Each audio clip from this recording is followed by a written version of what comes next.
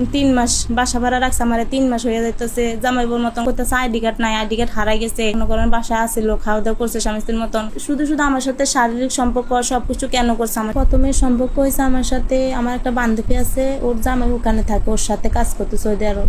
পরে ওখানে ওরে ধরছে, ওর বাসা আমি থাকতাম, আমাকে ফোনে কথা বলতে দেখছে, ও জামাইয়ের সাথে ওখান থেকে আমার পছন্দ করছে।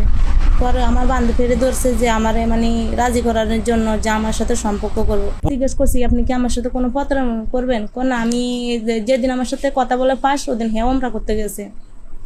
পরে ওখানে ওই দেশ নিয়ে মানে কসম কাটছে যে আমি সৌদি আরব নিয়ে কসম কাটছি, আমি পবিত্র দেশে আছি, আমি কখনো প্রতারণা তোমার সাথে করব না, আমি তোমারে মানে বিয়ে করবো। করতেছে যে বাচ্চার খরচপাতি সব আমি দেবো, তোমার খরচপাতি আমি দেবো, তোমার ডিভোর্স আমি চালামো, তুমি বাড়ির দিকে চলে যাও।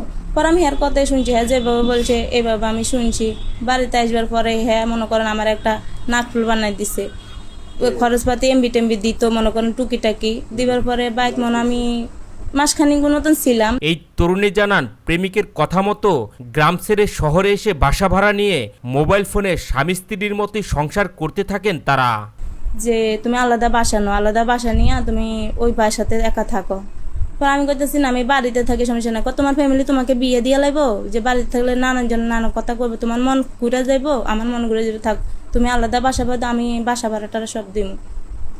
পরে এরকম করতে করতে 1 তারিখ মনে করেন সারা তার বাসা পাবো না, 1 তারিখ 25 তারিখে আমার মেজাফরও ধরছে যে দেন ওরা বাসা ভাড়া করে রাখি, ও গ্রামে থাকলে কালো হয়ে যাইব, যে এসে সে এসে যে ওখানে থাকুক, শহর এলাকা থাকুক, পদ্মাভাবে চলুক, মানুষের না দেখে।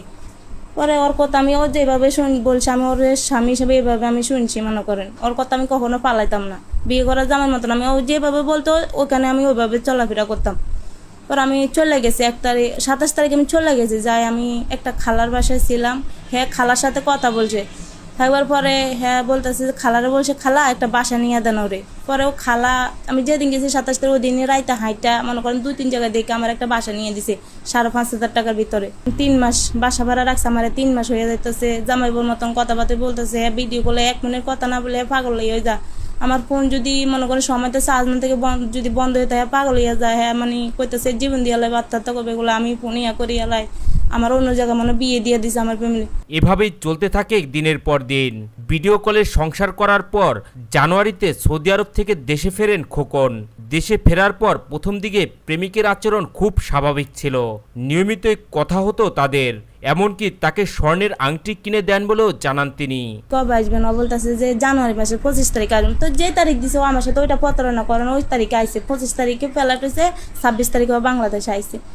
আবার পরে আমি ঢাকায় ছিলাম, আর যখন বাংলাদেশে আইসে যেদিন এয়ারপোর্ট নামছে সেদিন আমার লাগে ওর ঢাকা দেখা করতে বলছে, ওর আব্বু আমরা গেছে ওর গাড়ি নিয়ে এখান থেকে ওর আনবার জন্য আমার ওখানে দেখা করতে কইছে। এয়ারপোর্ট আমাকে যাইতে বলছে, আমি যাই না, কেন ওর সাথে আমার সাথে এখন বিয়ে না, ওর ফ্যামিলিরাও জানানো করার পরে মনে করেন ও আইসে, এবার বাড়িতে চলে আইসে, বাড়িতে কথাবার্তা বলতো, যখন সময় পাইতে একটু বাড়িতে 1 দেশের থেকে আইসে, সময় যখন পাইতো তখন আমারও ফোন দিত, কথা বলতো নাম্বারে, সিম কিনা বাংলাদেশের আমারও ফোন দিছে। 4 তারিখে আমার কইতেছে যে আমি মানে ইয়েতে আসতাম, বান্দ্রাটা আসতাম, তা আমি কাছে বান্দ্রাটা আমি আসতে পারবো না, যে আপনার আসেন। পরে কইতেছিল রামগুতি আসো, রামগুতি যাইয়া আমারে ওখান থেকে একটু সামান আনছে আমার জন্য, তেল সামান অনেক কিছু আনছে। পরে আমারে রামগুতিতে একটা আংটি কিনা দিছে। এরপর এই তরুণীকে নিয়ে তার প্রেমিক খোকন ঢাকায় গিয়ে ভাড়া বাসায় থাকেন কয়েকদিন। বিয়ে ছাড়াই সেখানে একাধিকবার তার সাথে শারীরিক সম্পর্ক হয় বলে জানান তিনি। বিয়ের কথা বললে আইডি কার্ড নেই বলে এড়িয়ে যেতেন প্রেমিক। পরে 7 তারিখে কি করছে, ও আবার ঢাকায় গেছে আমারে নিয়া।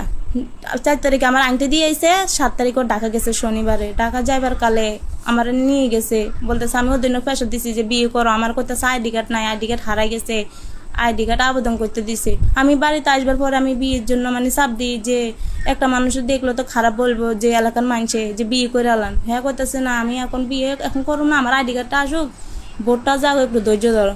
তো আমি হের কথাতে ওইভাবে বিশ্বাস করছি। পরে ঢাকা গেছি, ঢাকা যাবার পরে মনে করেন যাইতে যাইতে 7 তারিখে যাইতে যাইতে সন্ধ্যে গেছে, মনে করেন বাসায় আসছিল, খাওয়া দাওয়া করছে স্বামী স্ত্রীর মতন। ওখানে মানুষ জিজ্ঞেস করছে কেউ স্বামী স্ত্রী, সবাই রুম দিতে গেলে জানে আমার জামাই সৌদি আরব থাকে। হ্যাঁ ম্যানেজারের সাথে কথা বলতো সৌদি আরব থেকে, ওই ম্যানেজারের কাছে টাকা টুকা ঘর ভাড়াটা মানে আমার ফোন যদি অনেক সময় একটু বন্ধ থাকতো ও তাড়াতাড়ি ম্যানেজারের ফোন দিত, ম্যানেজারের ফোন দিয়া মানে আমার বাসা পাঠাইতো, আমি কি হয়েছি না বিপদ আপদ হয়েছি নি। যে আমার খোঁজ খবর নিত। তো ম্যানেজার যায় দরজা লক করতো, মনে করেন আমার খোঁজ খবর নিত, আপনার জামাইকে ফোন দেন, আপনার জামাই এমনি এমনি টেনশন করতেছে, তো আমি ফোন দিতাম। তো যেদিন 7 তারিখে গেছে ওদিন ম্যানেজারে বলতেছে ভাই ঘর ভাড়া তো দিতে হবে। হ্যাঁ করতেছে যে 2-1 দিন পরে দিই, 10 তারিখ তো এখন আসেনো, আমি আইসি এক জায়গা থেকে, ঘর ভাড়াটা দুমো। পরে ওদিন রাত আসলো, সারাদিনও ছিল, থাকবার পরে মনে করেন হিয়ার পরের দিন চলে আইসে। প্রেমিকের মধু খাওয়া শেষ, এরপরই ঘটে বিপত্তি। বাড়িতে ফিরেই প্রেমিকার সাথে সব ধরনের যোগাযোগ বন্ধ করে দেন প্রেমিক। অন্য নাম্বার থেকে ফোন দিলে তার সাথে কোনো প্রকার সম্পর্ক রাখবে না বলে সাফ জানিয়ে দেন। 9 তারিখ আসবার পরে মনে করেন হ্যাঁ আর ফোন টোন দিতেছে না, নাম্বার ব্লক লিস্টে ভালো রাখছে। পর আমি 2-3 নাম্বারতে ফোন দিছি যে কি হয়েছে। হ্যাঁ করতেছে আমি সম্পর্ক রাখবো না, যে আমার আমি বিয়ে করবো না। তা আমি বলছি যে আপনি এতদিন আমার আশা দিয়ে রাখছেন বিয়ে করবেন, ইয়ে করবেন। এদুরাতে আর কোনো নাম্বার থেকে ফোন দিলে ফোন আর রিসিভ করে না। হ্যাঁ ভাবিরা হ্যাঁ আম্মুরা মেয়ে দেখছে, হ্যাঁ ওই মেয়ে বিয়ে করবো। তো শুধু আমার সাথে শারীরিক সম্পর্ক সব কিছু কেন করছে আমার সাথে এত বছর, এত 1-1.5 বছর আমার হুদুদে আশা দিয়ে রাখছে। আমার সব কিছু হের আমি লুকাই কোনো কিছু রাখি না, আমার সব কিছু আমি হেরে বলছি। তরুণীর অভিযোগ, তাকে 1.5 বছর আশা দিয়ে রেখে দেশে ফিরেই তার সাথে একাধিকবার শারীরিক সম্পর্ক করে নিজের চাহিদা মিটিয়ে প্রেমিকা এখন অন্য জায়গায় বিয়ের জন্য পাত্রী খুঁজছেন।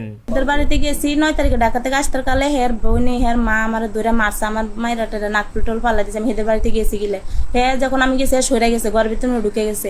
হ্যার বাবা আমার শরীর মেয়ে দৌড়াই আইসে লাঠি নিয়ে, হ্যার ভাই 3 নম্বর ভাইটা আমার শরীর মেয়ে দৌড়াই আইসে। হ্যার আমার শরীরে হাত তুলনে, হ্যার মার হ্যার বোনে আমাকে মারছে। মারধর করার পর আমি কইছি যে আপনারা আমার যদি এখানে মাইরা হলেন আমি তাও এখান থেকে যাবো না। আপনি বলছিলাম আমার সাথে মনে করেন এতদিন সম্পর্ক করছে।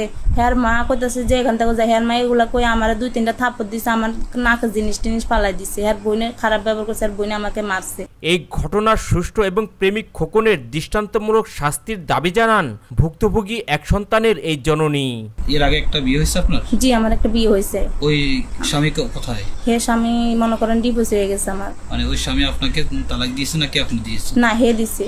হে আপনাকে তালাক দিয়েছে। তো আপনার তালাক প্রাপ্ত, তো তার সাথে যে কথা বলছেন তাকে সবকিছু? হ্যাঁ আমি সবকিছু বলছি, আমার বান্ধবী বলছে। হ্যাঁ আমি সবকিছু বলছি, আমার ছেলে আছে, তারপর আমার বাবা মা নাই, আমার বাবা মা মারা গেছে, আমি ডিভোর্স হয়েছে, সবকিছু আমি একে বলছি, আমি কোনো কিছু গোপন রাখবো না। হ্যাঁ সবকিছু জানি না শুনে হ্যাঁ আমার বাবির সাথে কথা বলছে, আমার বাবির সাথে আমার ওর কথা বলে দিচ্ছে। আমার বাবিও বলছে দেখেন ভাই এরকম।